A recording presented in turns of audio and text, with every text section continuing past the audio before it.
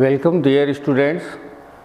आज हम आपको क्लास 12 का जो सिलेबस है जैक बोर्ड का उसको हम क्लियर करना चाह रहे हैं। उसको क्लियर करने से पहले एक दो बातों को हम पहले रखना चाहते हैं। आपके सिलेबस में जैसा आप देख रहे हो कि थोड़ी सी गुंजाइश ग्रामर की रहती नहीं है, लेकिन आप जानते हो कि ग्रामर किसी भी लैंग्वेज की, चाहे वो हिंदी हो, इंग्लिश हो, संस्कृत हो, ग्रामर उसका सोल होता है, उसकी आत्मा होती है। बिना ग्रामर को जाने आप उस लैंग्वेज को अच्छे से जान नहीं पाते हो। इसलिए हमें थोड़ा सा फोकस ग्रामर पर करना ही होगा, यद्यपि वो हमारे सिलेबस का हिस्सा नहीं है।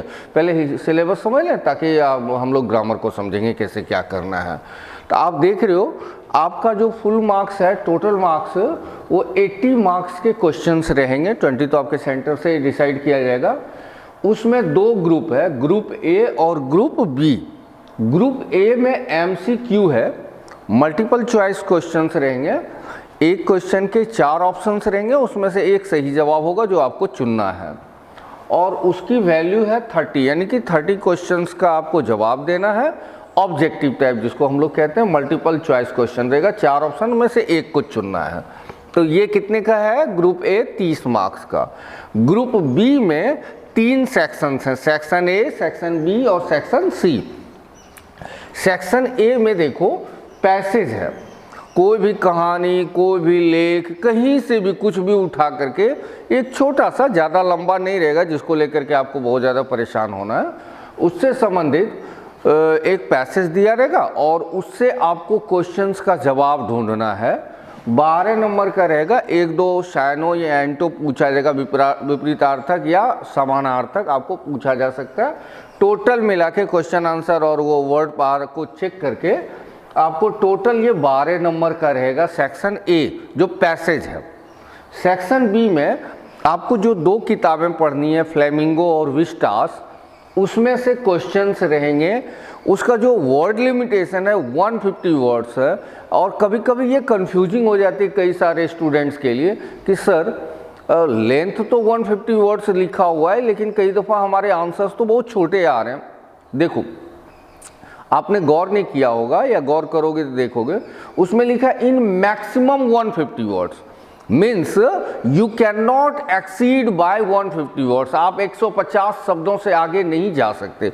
आपको you have to maintain your length below 150 words. आपको जो आंसर का जो लेंथ है उसको 150 से नीचे रखना है। हो सकता है कुछ आंसर्स ऐसे हों जो 40-50 वर्ड के ही हों, तो उस कंडीशन में आपको कोई दुविधा नहीं रखनी है, आप आराम से लिख सकते हो उसको। 60-70 वर्ड का अगर कोई आंसर है तो आराम से लिख सकते हो।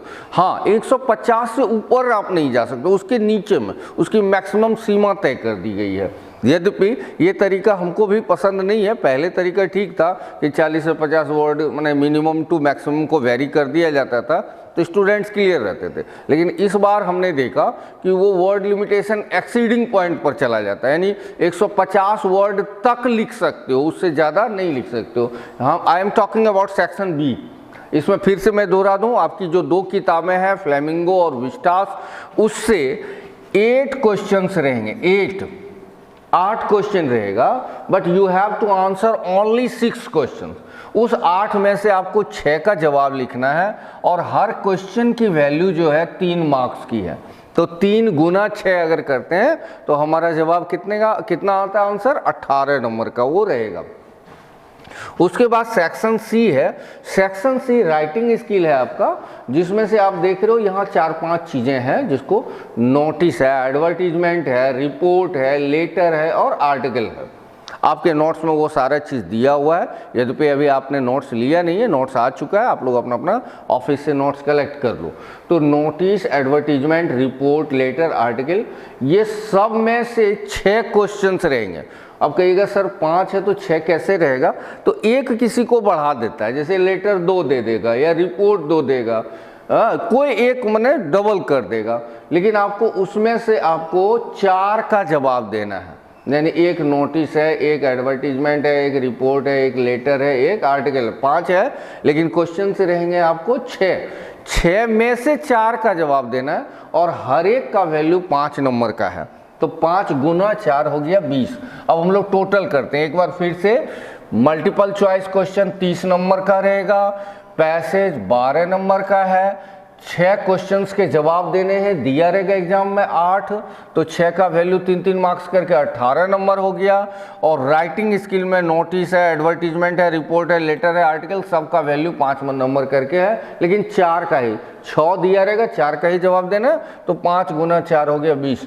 तो आप जब टोटल करते हो तो टोटल आपका 80 मार्क्स होता है। यही है आपका सिलेबस कोई बहुत ज़्यादा जटिल नहीं है, जिसको आपको ये हमने वीडियो इसलिए बना दी कि जब क्लास में हम समझाते हैं तो समझाई हुई बात हो सकता है पहले दिन आपको याद रहे, लेकिन बाद में भूलने लगते। तो वीडियो देख करके आप कभी भी इस चीज़ को समझ जाओगे। हाँ, नोट्स में सिलेबस एकदम क्लियर दिया हुआ, आपको किसी से आपका जब भी नोट्स खोलोगे आप पहला ही पेज पर आपका सिलेबस दिया हुआ, आप आराम से समझ सकते हो। फिर भी हमने वीडियो बना दिया। तो वीडियो बनाने का एक और पर्पस था, कई दफ़ा इंग्लिश को जैक बोर्ड के स्टूडेंट्स बड़ा लाइटली लेते हैं, उनको ये लगता है तो इसमें तो क्वेश्चन आंसर कर लेंगे, ये कर लेंगे, वो कर लेंगे। इसके लिए जानते हो आप दोषी नहीं हो, इसके लिए हम जैसे टीचर्स भी दोषी हैं। हमने क्या किया कि केवल जो सिलेबस में चीज़ें हैं उसको क्लियर करना शुरू कर दिया, और आपको लगता है तो ये तो 4-5-6 महीने काफ़ी हैं इसको तैयार करने। That's no my dear students, ऐसा नहीं है। Try to understand as I had told you in the beginning of the video। आपको शुरुआत में ही हमने कहा until and unless you study the grammar properly you can never be good at English। आप जब तक ग्रामर को सही ढंग से स्टडी नहीं करोगे तब तक आपकी अंग्रेजी अच्छी हो ही नहीं सकती। तो आपको क्या तय करना है, जैसे ही क्लास शुरू होती है, अभी तो क्लास मैंने रोक दिया है, जैसे ही आपकी क्लास शुरू होती है और आप क्लास आओ और शुरुआत कर दो, मेरी लिखी हुई जो ट्रांसलेशन वाली बुक है वो ले लो, और उससे साथ में ग्रामर के साथ साथ अपने सिलेबस को कैरी ऑन करते जाओ। तब देखिए कितना मज़ेदार लगेगा। इंग्लिश इतना इम्पॉर्टेंट सब्जेक्ट है, आप उसको ओवरलुक नहीं कर सकते। हाँ, ओवरलुक झारखंड बोर्ड वाले इसी वजह से करते हैं कि कई टीचर्स केवल जो सिलेबस हैं उसको टच करके निकल जाते हैं, और नतीजा ये होता है उनको बोरिंग लगने लगता है। लेकिन जब साथ में सिलेबस के साथ साथ आप ग्रामर के एस्पेक्ट सीखते हो, टेंस सीखते हो, मॉडल सीखते हो, ये सारी चीज़ों को सीखते हो, तो आपको बहुत ही मज़ा आने लगता है कि हाँ अब हम सेंटेंस, क्योंकि आप सारी चीज़ों को रट नहीं सकोगे। याद रखो, कोई भी चीज़ को आप रट नहीं सकते हो। देखो हिंदी और इंग्लिश में क्या फ़र्क होता है कि हिंदी में जब आप कोई कहानी सुनते हो तो आपकी कैपेबिलिटी ये है कि उसको आप अपने से लिख सकते हो उसका जवाब, लेकिन अंग्रेजी में खुद से लिखना यानी सेंटेंस कंस्ट्रक्ट करना बड़ा मुश्किल हो जाता है, और आप उतना रट भी नहीं। इतने लंबे लंबे रिपोर्ट ने ये जान तो ये 250 वर्ड्स का दिया है मैक्सिमम। अब सोचो उतना रट सकोगे?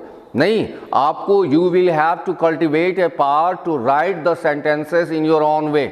आपको एक क्षमता तैयार करनी है कि सेंटेंस को आप अपने तरीके से लिख सको, और अगर नहीं कर पाए तो याद रखिए एग्जामिनेशन गड़बड़ होगी 100%। तो आपको हर हालत में ग्रामर तो साथ में लेके चलना ही होगा। तो जैसे सिलेबस शुरू होगी, जैसे पढ़ाई शुरू होगी, तैसे हम लोग इन सारी चीज़ों को तो पढ़ेंगे ही, और उसके साथ साथ ग्रामर ही पढ़ेंगे।